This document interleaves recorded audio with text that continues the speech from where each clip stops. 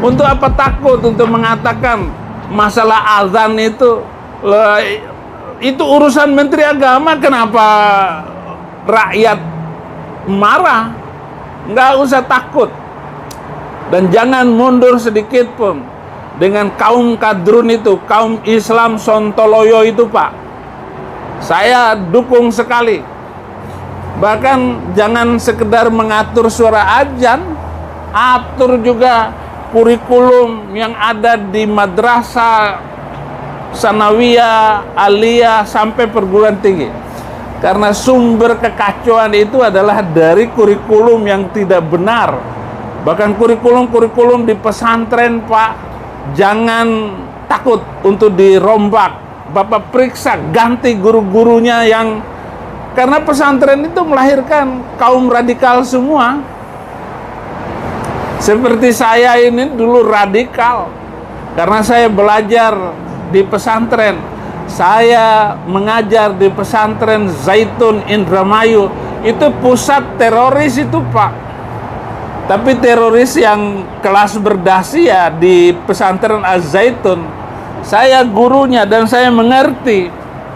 Bahkan kalau perlu, Pak, 300 ayat yang menjadi pemicu hidup intoleran, pemicu hidup radikal dan membenci orang lain karena beda agama, itu di skip atau direvisi atau dihapuskan dari Al-Quran Indonesia.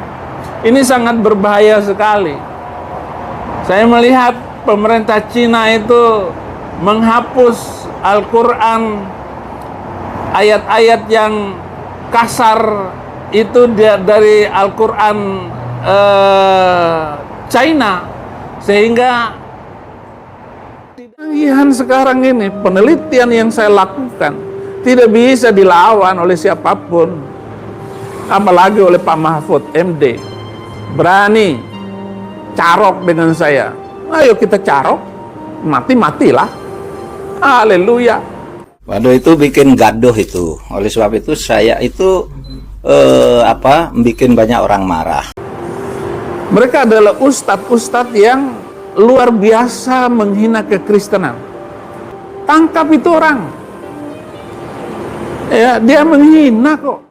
Oleh sebab itu saya minta kepolisian itu segera menyelidiki itu.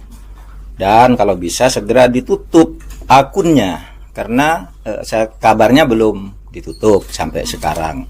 Ya, jadi itu meresahkan dan provokasi untuk mengadu domba antar umat. Saya hanya minta supaya 300 ayat Al-Quran itu di skip, di blok, supaya tidak ada di dalam Al-Quran Indonesia. Tetapi permintaan, permohonan, pengajuan saya itu, siapa saya? Menteri Agama saja nggak bisa menghapusnya. Nggak bisa dihapuskan lagi. Saya tidak menipu, saya tidak bohong. Saya tidak ada urusan apa-apa di dalam hal ini. Saya ingatkan Undang-Undang Nomor 5 Tahun 69 yang diperbarui dari Undang-Undang PNPS Nomor 1 Tahun 65 yang dibuat oleh Bung Karno tentang penodaan agama. Itu mengancam hukuman tidak main-main. Lebih dari 5 tahun hukumannya. Mana maksud Pak MD mengatakan saya ini penista agama hukumannya 6 tahun? Jangankan 6 tahun. Mati pun saya siap. Hukuman mati saya sanggup menjalaninya. Yaitu barang siapa yang membuat penafsiran atau memprovokasi dengan penafsiran suatu agama yang keluar dari penafsiran pokoknya. Ajaran pokok di dalam Islam itu, Al-Quran itu ayatnya 6.666. Tidak boleh dikurangi berapa yang disuruh cabut, 3.000 atau 300 gitu. 300 misalnya. Itu berarti penistaan terhadap Islam. Apalagi mengatakan, konon dia juga mengatakan bahwa Nabi Muhammad tuh bermimpi itu bertemu Allah gitu dan sebagainya. Allah adalah delusi Muhammad. Delusi artinya mimpinya Muhammad. Itu menyimpang dari ajaran pokok. Kita boleh berbeda pendapat, tetapi jangan menimbulkan kegaduhan. Kita tidak tidak akan melarang orang berbicara, tetapi jangan memprovokasi hal-hal yang sensitif. Sekarang begini Pak Mahfud, saya mohon, karena Bapak itu Menko. Saifuddin Ibrahim belakangan viral di jagat maya usai menyerukan kepada Menteri Agama untuk menghapus 300 ayat dalam Al-Quran. Bukan hanya itu, Saifuddin kerap kali membuat video-video hinaan terhadap agama Islam yang merupakan agama terdahulunya. Saifuddin diketahui sebelumnya adalah pemeluk agama Islam yang taat dan mengajar di sebuah pondok pesantren di Indramayu. Ini dikondusifkan. Dari berbagai sumber diketahui nama Saifuddin Ibrahim merupakan namanya ketika ia masih menganut agama Islam jauh sebelum dirinya menjadi pendeta. Ketika Saifuddin Ibrahim murtad, berpindah agama menjadi Kristen, namanya diganti menjadi Abraham Ben Moses yang kemudian lebih dikenal dengan sebutan Pendeta Abraham. Katanya menistakan. Saifuddin Ibrahim lahir di Bima, Nusa Tenggara Barat pada 26 Oktober 1965. Ia sempat menimba ilmu di Fakultas Usuluddin Universitas Muhammadiyah Surakarta. Saifuddin Ibrahim pindah keyakinan dari Islam ke Kristen pada 2006. Setelahnya ia lalu menjadi pendeta, lalu memiliki istri bernama Sarah.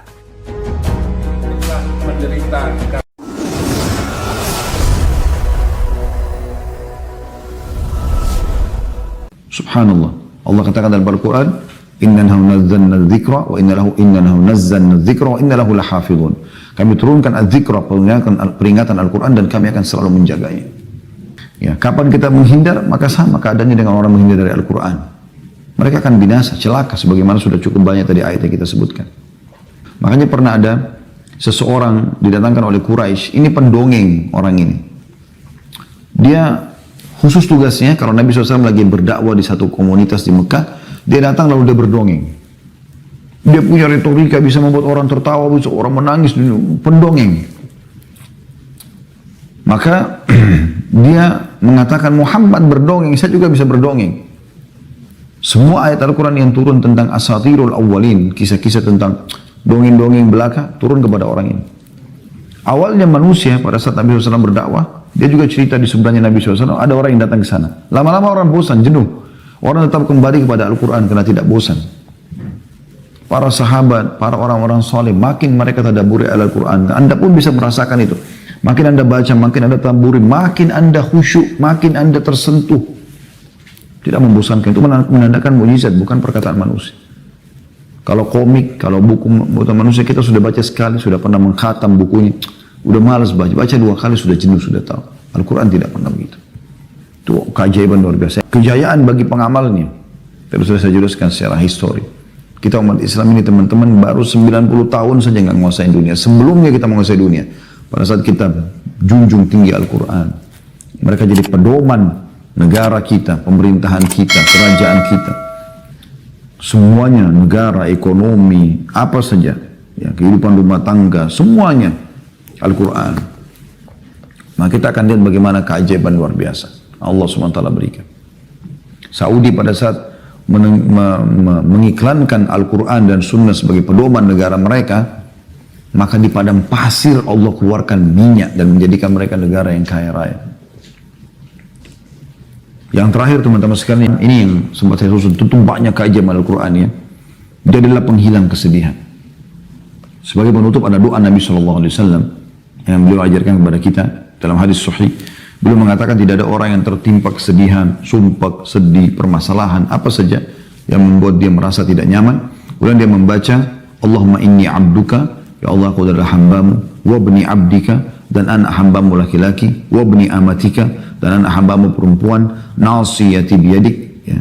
Maksudnya tadi anak hamba laki-laki, maksudnya anak ayahku, karena ayahku juga hambamu ya Allah. Anak hambamu perempuan maksudnya ibuku, ya. Karena hamba Allah juga ibu itu ya.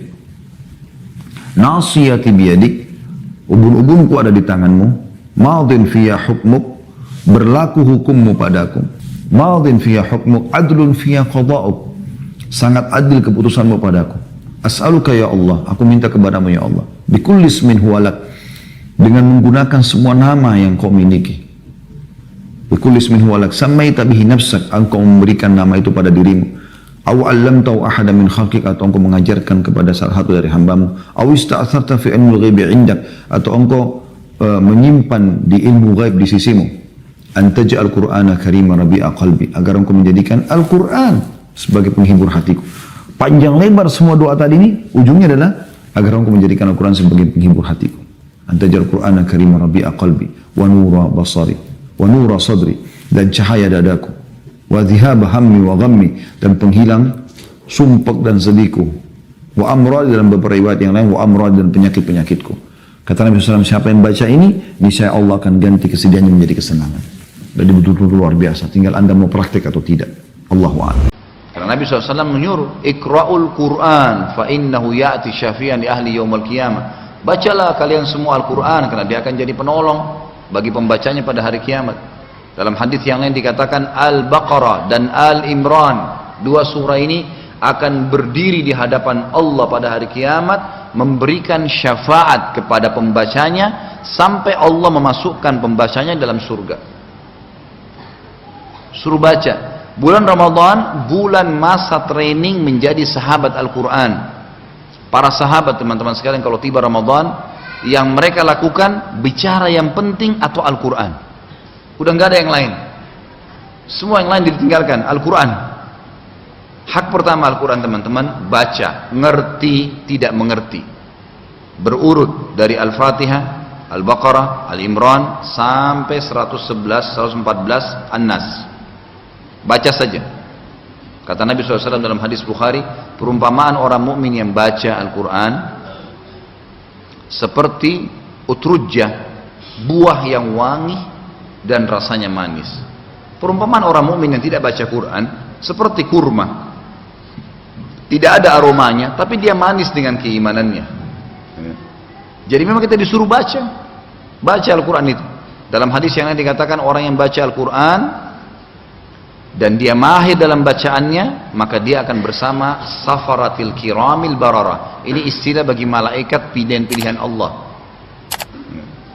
Dan siapa yang baca Al-Quran tapi dia masih belum lancar, ya tak terputus-putus, tapi tetap dia baca, maka dia mendapatkan 2 pahala.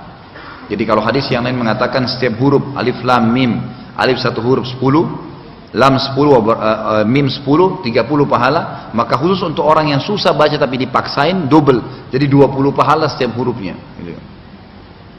Ramadan bulan dibaca Al-Quran. Ini hak yang pertama. Dan ingat, hadis Nabi SAW, pendapat yang paling kuat jumhur ulama yang mengatakan bagi ahli Al-Quran, nanti kalau sudah mau masuk surga disuruh berhenti dulu. Lalu kata Nabi SAW, Allah menyuruhnya membaca. Di sini rattil, kata-kata rattil itu suruh baca, bukan hafalan. Suruh baca, baca ayat Quran yang sering kau baca di dunia, dari Al-Fatihah sampai An-Nas, baca tuh. Setiap satu ayat diangkat 1 derajat. Allah biarin dia baca terus sampai dia tiba di surga tertinggi, Firdaus. Ayatnya masih banyak, ayat Al-Quran banyak sekali jumlahnya, gitu kan? Maka 6.000 lebih ayat. Maka sampai di derajat tertinggi, kata Allah Subhanahu Wa Taala, cukuplah.